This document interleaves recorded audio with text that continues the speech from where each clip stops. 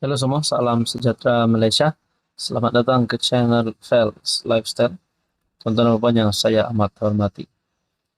Sebelum ini kita dikejutkan di mana usia Tun Mahathir yang menghampiri 100 tahun yang tiba-tiba ada berita tergempar di mana Dr. Mahathir dimasukkan ke IJN akibat jangkitan saluran pernafasan bertarikh 15 Oktober 2024.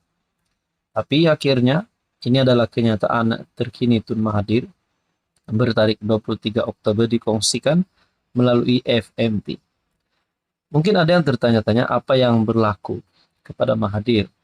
Apa kabar Mahathir, keadaan terkini Mahathir, kesehatan Tun Mahathir. Karena usia Mahathir yang mencecah 100 tahun itu adalah satu usia yang sangat spesial. Dan mungkin ada yang tertanya, adakah Mahathir sudah uzur, tidak sehat lagi? Namun saudara-saudara, rupanya ini adalah keadaan terkini Mahathir. Bahkan Tun Mahathir mampu untuk mengeluarkan kenyataan ini. Perkongsian daripada FMT bertarikh 23 Oktober, persekutuan jadikan negara lebih kuat, kata dua negarawan. Negeri yang bersendirian tidak akan jadi sangat kuat, kata Dr. Mahathir Mohamad. Manakala Tengku Razali Hamzah berkata, persekutuan perlindungan terbaik daripada ancaman.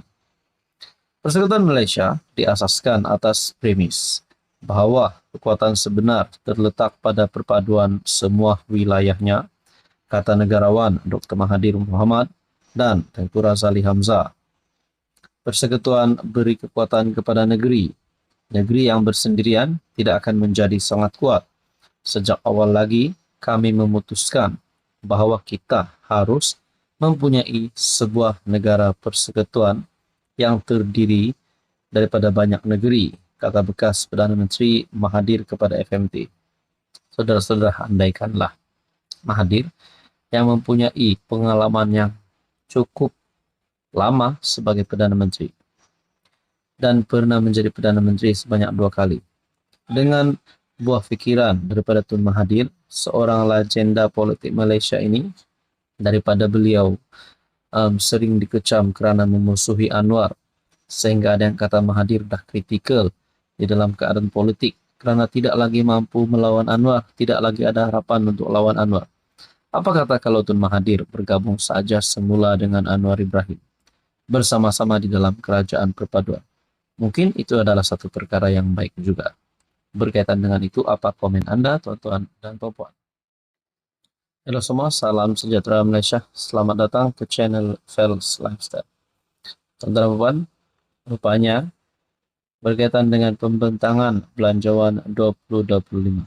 Berita baiknya adalah Belanjawan 2025 sudah diumumkan dan banyak penambahbaikan yang kita dapat dengar.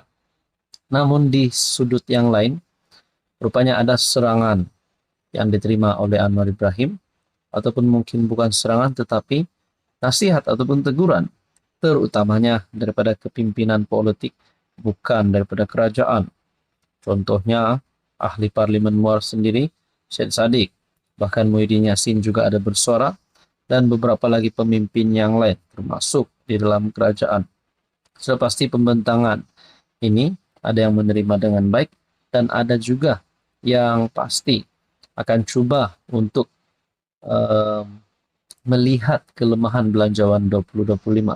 Tapi mungkin ada yang hanya bercakap ataupun hanya ingin menyerang Anwar Ibrahim kerana mereka tahu Anwar Ibrahim sebagai Perdana Menteri, manakala mereka pula di bahagian pembangkang cuba untuk menjatuhkan Anwar, cuba untuk memalukan Anwar. Saudara-saudara, tuan-tuan dan puan, satu tulisan daripada Syabuddin Husin bertarikh 21 Oktober, inikah yang dinamakan kerajaan umum dulu, fikir kemudian.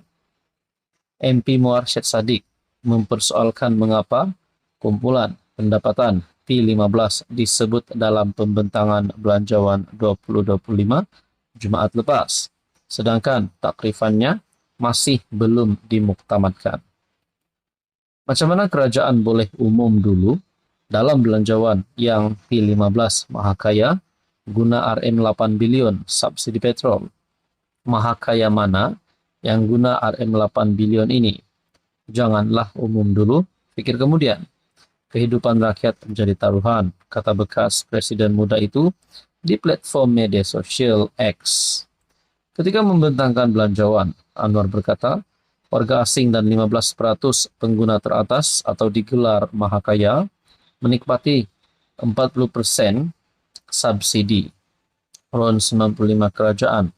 Anwar yang juga Menteri Keuangan berkata, 40% subsidi ini yang merangkumi kira-kira 8 bilion lebih bagus sekiranya dibelanjakan untuk penjagaan kesihatan awam, pendidikan, dan pengangkutan. Beliau mengumumkan kerajaan akan melaksanakan penyasaran subsidi RON 95 mulai pertengahan tahun depan yang menurutnya tidak akan menjejaskan 85% rakyat. Saudara-saudara, berkaitan dengan ini, saya boleh katakan ini adalah serangan terhadap Anwar Ibrahim. Namun kita tahu setiap yang dibentangkan di dalam belanjawan 2025 pasti ada sebab dan pasti Anwar Ibrahim sebagai Perdana Menteri sudah memikirkan perkara ini dan itu sudah pasti demi rakyat. Saudara-saudara, apa komen Anda? Halo semua, salam sejahtera Malaysia. Selamat datang ke channel Fels Lifestyle. Untuk Anda Bapak yang saya amat hormati. Agak-agaknya selepas ini siapa yang akan dibersihkan oleh SPRM? Adakah mana-mana YB, Datuk-Datuk, Tan Sri, ahli parlimen, ahli Dewan Undangan Negeri, siapapun juga pemimpin di negara ini yang didapati kotor, sakau, terlibat dengan jerung ataupun rasuah, memang perlu dibersihkan. Namun persoalannya, siapakah giliran pemimpin yang seterusnya akan dibersihkan?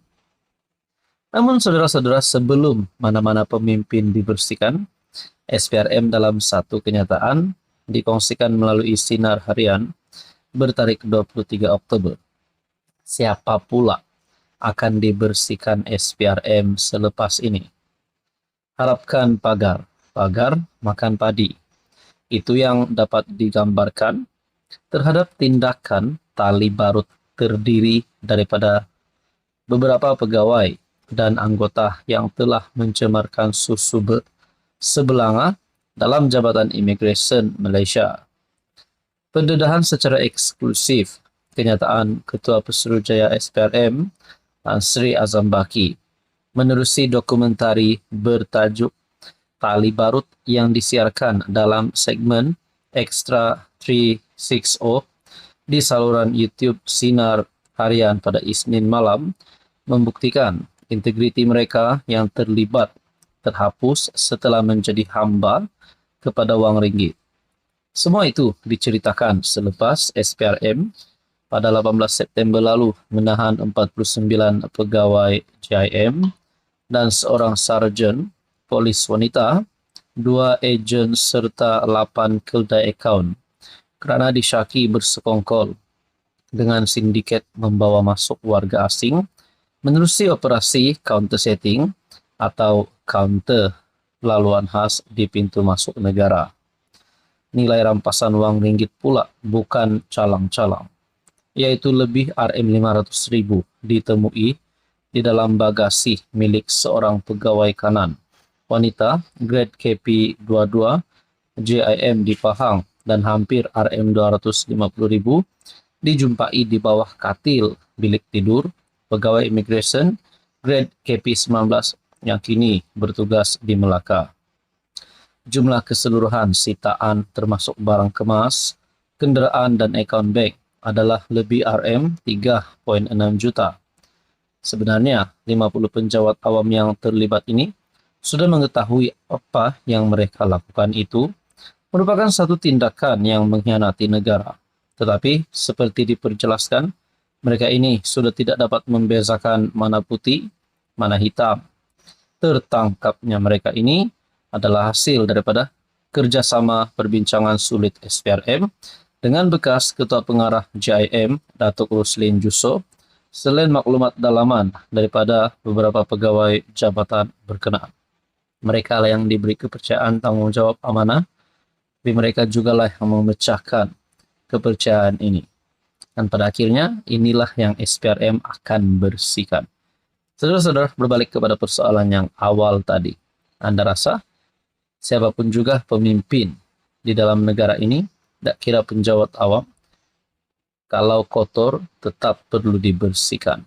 Saudara Bapak, sekian saja. Teruskan bersama di dalam channel ini untuk info yang seterusnya.